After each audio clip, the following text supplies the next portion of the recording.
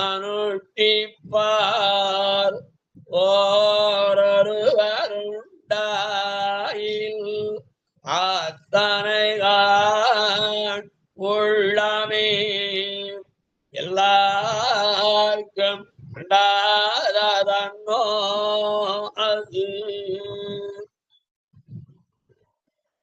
நாம் கீழே அங்கு இரண்டாம் பிரகடனம் மங்களாசாசனம் சொரூப விருத்தமா என்கிற கேள்விக்கு பதிலாக மங்களாசாசனம் சொரூப விருத்தமானது என்று தொடங்கி யார் யார் மங்களாசாசனம் பண்ணினார்கள் என்று சொல்லி வருகின்ற ஒரு பிரகரணத்திலே நிலையிலே முதலிலே தசரதனை சொல்லி அதற்கு பிறகு சீதா பிராட்டியை சொல்லி அதற்கு பிறகு ஜனகனை சொல்லி கீழே அனுபவித்தோம். நாலாவதாக விஸ்வாமித்ரன் இந்த மகரிஷி தன்னுடைய யாகத்தை காப்பதற்காக ராமபிரானை அழைத்து கொண்டு போகும் பொழுது எதிரில் தாடகை பெரிய ஆரவாரத்தோடு இவர்களை நோக்கி வருவதை கண்டு அப்ப சொன்ன பயப்படும். அப்படி சொன்னார், அகம் வேத்மி மகாத்மானம் ராமம் சத்ய பராக்கிரமம் பதிஷ்டோமி மகாதேஜா ஏச்சேமே தபசி ஸ்திதாக.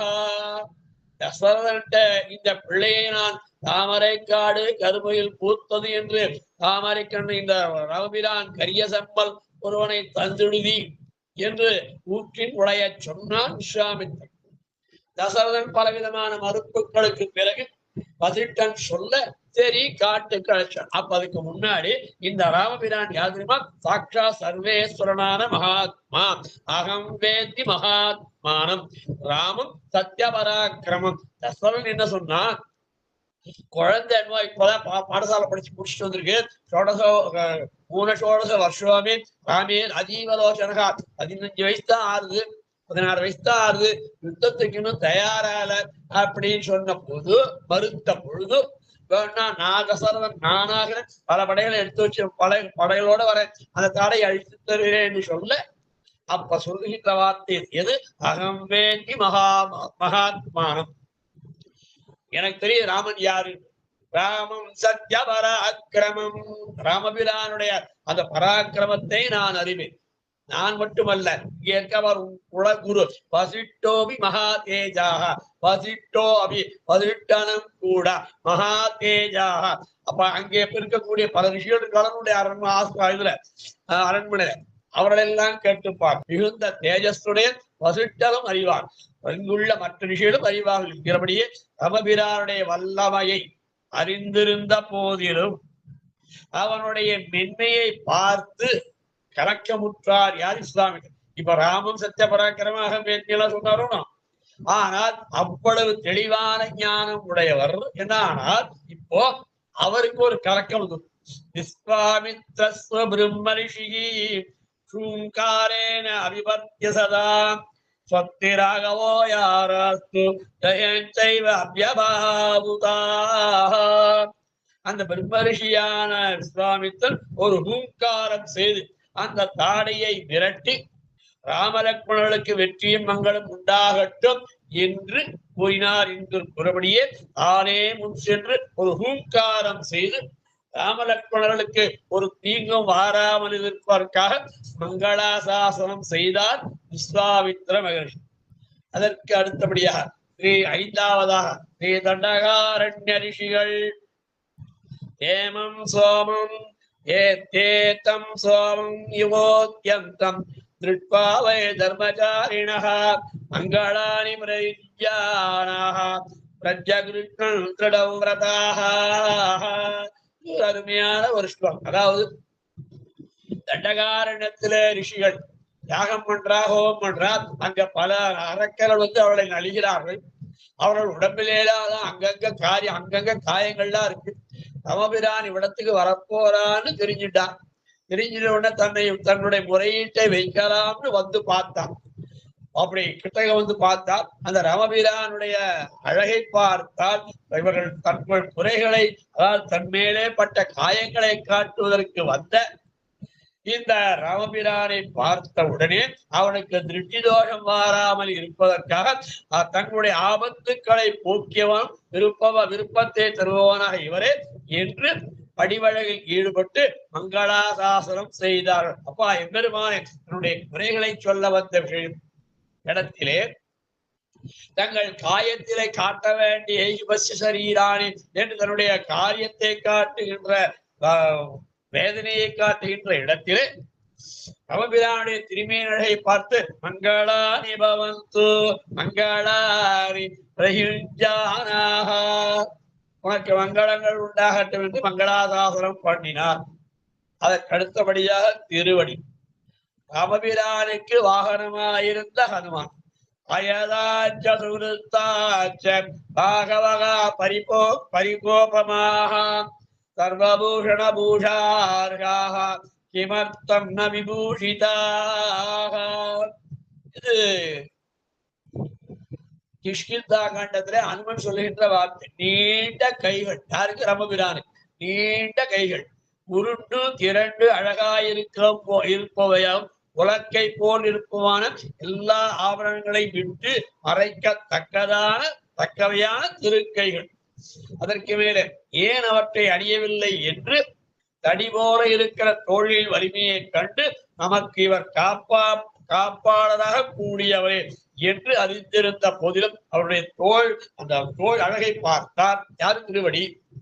நல்லா நிச்சயமா அவரோட காப்பார், சுக்ரீவனே காப்பார் என்று மனதிலே நம்பிக்கை பிறந்தது. ஆன போதிலும் அத்தோள்களின் அழகிலே ஈடுபட்டு அதைத்தான் கம்மநாட்டாழ்வான் காட்டார். தோள் கண்டார் தோளே கண்டார், கொடுகு மரம் என்ன கண்டார் தாளே கண்டார் என்று கம்பராமாயணத்துல காட்டு. ஆடவர் அவாவுரு தோழினாய் என்கிறான் கம்பன். ஆடவர்களே, அதாவது பெண்கள் ஆடவர்கள் மேலே ஆசைப்படுவது அது வேற. ஆனால் ஆண்களே ஆடவர் அவாவுரு தோழினாய், அந்த அழகான புஜங்கள் தோழை பார்த்தால் ஆடவர்களே விரும்பும்படியாக இருக்கிறார். அப்படிப்பட்ட தோழடிகளே ஈடுபட்டு என்ன பண்ணார்? இவருடைய மென்மையும் பார்த்தார், தோழரையும் பார்த்தார், வீரத்தையும் தெரிந்து கொண்டார். இத்தனை தெரிந்து கொண்டாலும் அவரை மங்களாசாசனம் பண்ணினார். யாரு? சுவாமி. சர்வபூஷண பூஷார்காக கிமர்த்தம் ந விபூஷிதாக என்று ஹனுமன் திருவடி அவருக்கு மங்களாசாசனம் பண்ணினார். அதற்கு மேலே மகாராஜர் என்பது இவ்விடத்திலே சுக்ரீவனை சொல்லுகிறது. வாலியை கொன்றது முதலான செயல்களே ராமபிரானுடைய மிகுந்த வலிமையை பார்த்தா யாரு?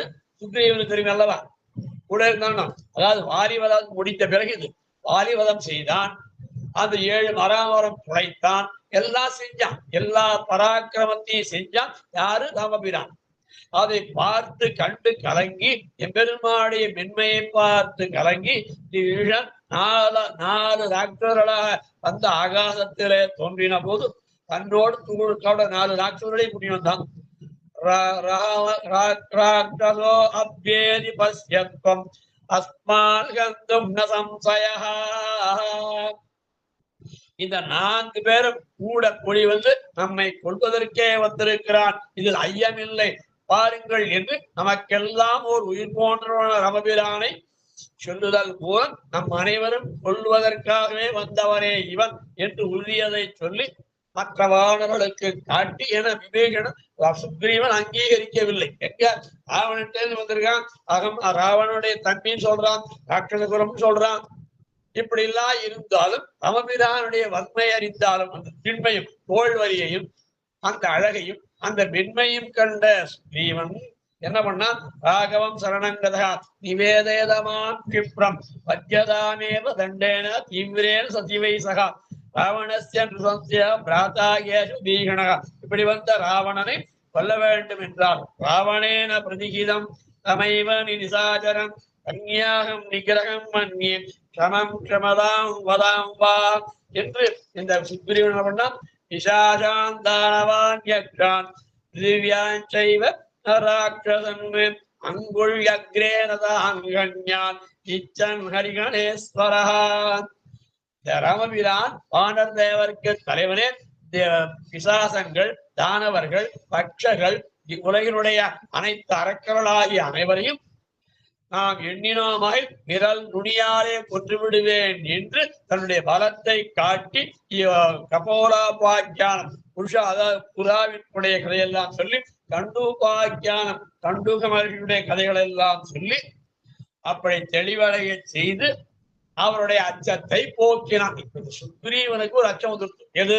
அவன் ராட்சனுடைய தம்பி, அந்த சுபாவத்துடைய இவனை சேர்த்துக்க வேண்டான்னு அவருடைய எண்ணம். ஆனால் எல்லா ராமபிரானுடைய வீர சரித்திரங்களை எல்லாம் தெரியும். தெரிந்திருந்தாலும் அந்த சுக்ரீவனை வைத்து அந்த ஹனுமானை விபீஷனை அழைத்து வர செய்தான், அழைத்து வந்தான். இப்போ இந்த ராமபிரானுடைய அந்த திருமேனி சௌகுமாரியத்தை பார்த்து இவன் வீரன் என்றிருந்த போதிலும் மங்களாணி பவந்து தேவரீருக்கு மங்களங்கள் உண்டாகட்டும் என்று சொன்ன சுக்ரீவன். அதற்கு மகாராஜன் இந்த இடத்துல முதல்ல மகாராஜன் என்று சொன்னது சுக்ரீவனை. இந்த இடத்துல மகாராஜன் என்றது கழுகரசனான ஜடாயு மகாராஜனை குறிப்பதாகவும் சொல்லலாம். மகாராஜனா ரெண்டு பேரும் சொல்லலாம். ஒன்றும் சுக்ரீவனை சொல்லலாம், ரெண்டாவது இந்த இடத்துல மகாராஜனா அதாவது கழுகரசனான ஜடாயு மகரிஷி, ஜடாயு மகாராஜன். அவன் பண்ணா பட்சிகளுக்கெல்லாம் கழுகுகளுக்கெல்லாம் அரசன் அல்லவா. அவன் என்ன பண்ணா ராமபிரான் என்ற ஜனஸ்தானத்தில் 16,000 அரக்கர்களையும் எந்த உதயமின்றி தனியனாயிருந்து போரிட்டு கொன்ற அவருடைய தோல்வலியை அறிந்திருந்தும் அறிந்து எல்லாம் கடந்தூஷனாய் வளர்த்துதான் தெரிஞ்சுட்டு இருந்தான். யாரு? சுக்ரீவன். இருந்தாலும் ஜடாய் என்ன சொன்னான்? யாமோஷ தீரா ஆயுஷ்மன் அன்வேஷதி மகாவனே சாதேவி மமஜ பிராணாக ராவணேன உபயம் கிருதம்.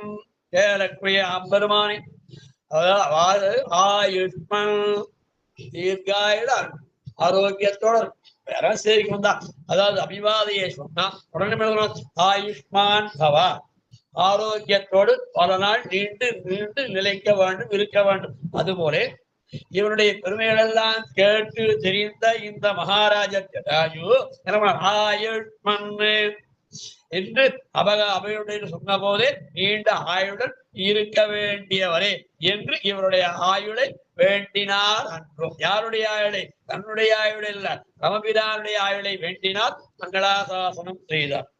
அதற்கு மேல இதுவரையில் ராமாயணம் சொல்லியாச்சு. இதற்கு மேல ஸ்ரீ நந்த கோபர் கண்ணனின் கண்ணனின் வளர்த்த பிதாவான ஸ்ரீ நந்தகோபர் அவர் என்ன பண்ணார்? சிறு குழந்தையா இருக்கும் பொழுது வேதனையாகிற பேச்சை அழித்த கண்ணனுடைய வியக்கத்தக்க சக்தியை பார்த்திருந்த போதிலும் அவன் குழந்தையா இருப்பதால் உண்டான மென்மையை பார்த்து வயிறு பிடித்து துக்கப்பட்டு தக்கதுத்வாமசேஷானாம் பூதானாம் பிரபவோகரி யஸ்யனாவி சமுத்பூத பங்கஜாத அபவத் ஜகதா. இது பாரதத்திலே வருகின்ற ஒரு ஸ்லோகம். எந்த எம்பெருமானுடைய உத்தித்தாமரையிலிருந்து உலகம் உண்டானோ அந்த லோககாரகனான எம்பெருமான் உன்னை காக்கட்டும். யாருக்கு? இப்ப இந்த கிருஷ்ணனுக்கு நந்தகோபர் காப்பிடுறார். அவன் தான் சர்வேஸ்வரன் ராமனாக கண்ணனாக அவதரித்திருக்கான். இருந்தாலும் பூதனைவதெல்லாம் பண்ணிருக்கான். ஆனால் அத்தனை இருந்தாலும் இயல்பா பண்ற சர்வேஸ்வரன் உண்மை காக்கட்டும் என்று காப்பிட்டார் அன்றோம். இவருக்கு சர்வேஸ்வரன் காப்பிடட்டும் நந்தகோபுரம் சொன்னார் அல்லவா. அதற்கு மேலே ஸ்ரீ குதுரன் ஒரு வேலைக்காரியின் மகன். இவன் கண்ணன் எல்லாம் அறிந்தவன் என்றும் எல்லாம் வல்லவன் என்றும் அவனுடைய பெருமைகளை அறிந்திருந்த போதிலும், அதாவது விதுரனுக்கு திருதராட்டினுடைய தம்பி எல்லாம் தெரியும். அதாவது யாரை பத்தி? கண்ணனை பத்தி எல்லாம் அறிந்தவனானாலும் எல்லாம் வல்லவனானாலும் அவனுடைய பெருமைகளை அறிந்திருந்த போதிலும் சம்ஸ்கிருதநாசனம் மசௌரேகே விதுரஸ்த மகாமதி பெரிய ஞானி. யாரு? விதுரன். அவன் என்ன பண்ணான்?